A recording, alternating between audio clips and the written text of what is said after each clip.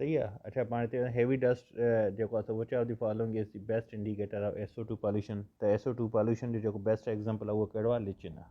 ठीकु आहे, LICHEN. यादि रखी छॾियो.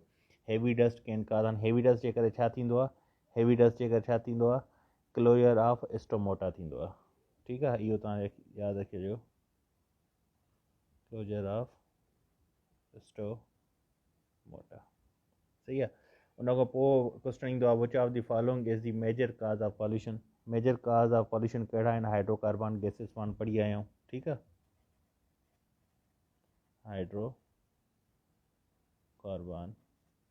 गैसेस. ठीकु आहे.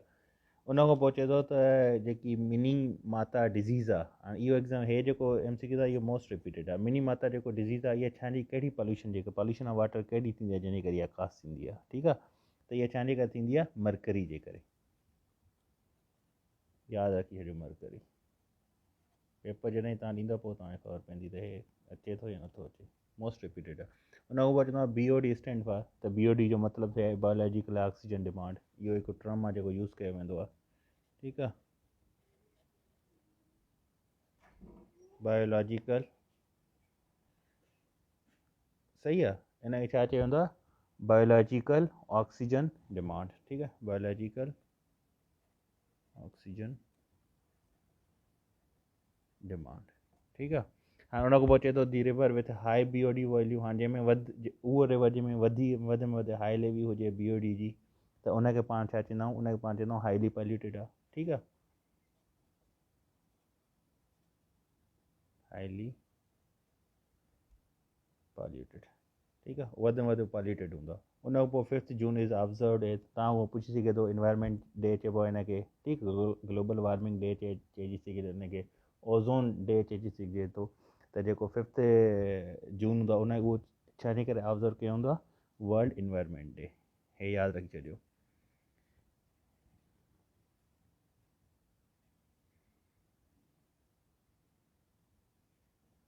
World environment day. सही आहे. उन खां पोइ चए थो सीमेंट जेकी फैक्ट्री आहे, ठीकु आहे, उन में जेके लेबर कमु था कनि, जेके मज़दूर कमु था कनि, उनखे कहिड़ी डिज़ीज़ थी सघे थी? ठीकु आहे, उनखे साइटोसिलोसियोसिस थी सघे थो. ठीकु आहे, हीअ हाणे FI जे पेपर में आयो, इन करे मां चयो तव्हांखे कराए छॾियूं.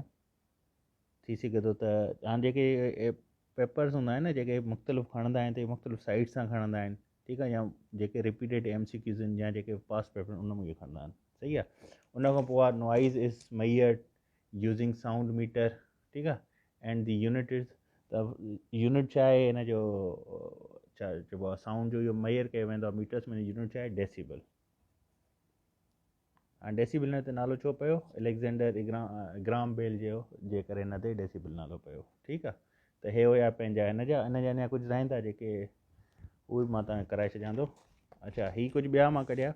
हाणे इहे बि इन सां पॉल्यूशन जे चैप्टर सां पंहिंजे सां रिलेटेड आहिनि. हाणे चए थो CFC जेके पाण पिया क्लोरोफ्लोरोकार्बन मेन काज़ ऑफ ओज़ोन डिप्लीशन. त ओज़ोन डिप्लीशन जो जेको मेन काज़ आहे उहो कहिड़ो आहे? CFC गैसेस आहिनि. ठीकु आहे, CFC जेके आहिनि पाण उहे रेफ्रिजरेटर में एज़ अ फिरोन, ठीकु आहे, यूज़ करे सघंदा. इहो MCQ ईंदो आहे. ठीकु आहे. उन खां पोइ ozone depletion substance are carbon dioxide, CFC, hydrochlorocarbons. इहे जेके आहिनि से ओज़ोन जेकी डिप्लीटेशन थींदी आहे उनजा इहे सब्सटेंस आहिनि. ठीकु आहे. सब्सटीट्यूट फॉर CFC, हाणे CFC जी जॻह ते पाण कहिड़ी शइ यूज़ करे सघूं था? डाइक्लोरोडाइफ्लोरोमीथेन. ठीकु आहे, यादि रखी छॾियो, डाइक्लोरोडाइफ्लोरोमीथेन. ठीकु आहे. उन खां पोइ इहो ईंदो आहे त first ozone hole discovered between 1980 to 1990. सही आहे.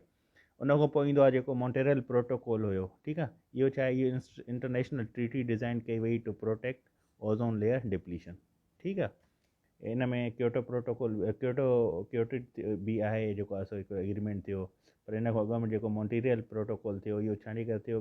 स्पेशली ओज़ोन लेयर जी डिप्लीटेशन खे रोकण लाइ, प्रोटेक्ट करण लाइ. ठीकु आहे. उन खां पोइ आहे the ozone layer depletion is found in stratosphere. कहिड़ी लेयर में फाउंड कयो वेंदो आहे? जेकी ट्रोपोस्फेयर जी मथियों लेयर हूंदी आहे, स्ट्रेटोस्फेयर. ठीकु आहे. उन खां पोइ आहे जीअं वर्ल्ड इन्वायरमेंट डे पाण पढ़ियो थिए. ठीकु आहे, 5 छा हुयो? पढ़ियो तव्हां 5 जून. हाणे छा आहे? ही वर्ल्ड ओज़ोन डे. इहो छा आहे? September 16. ठीकु आहे, हिनखे पाण मिंगल न कजो, अलॻि अलॻि यादि रखिजो. High energy level and is shorter wavelength are ultraviolet radiation.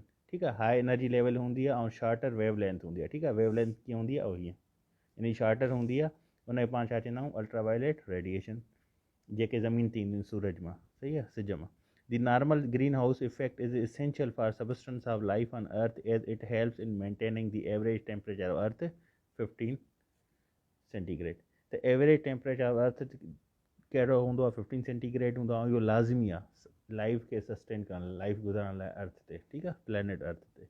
The wavelength of infrared radiation is longer. हाणे उहो पुछी सघे थो त कहिड़ी रेडिएशन जूं जेको आहे सो वेवलेंथ लॉन्गर हूंदियूं आहिनि, इंफ्रारेड रेडिएशन जूं, ठीकु आहे।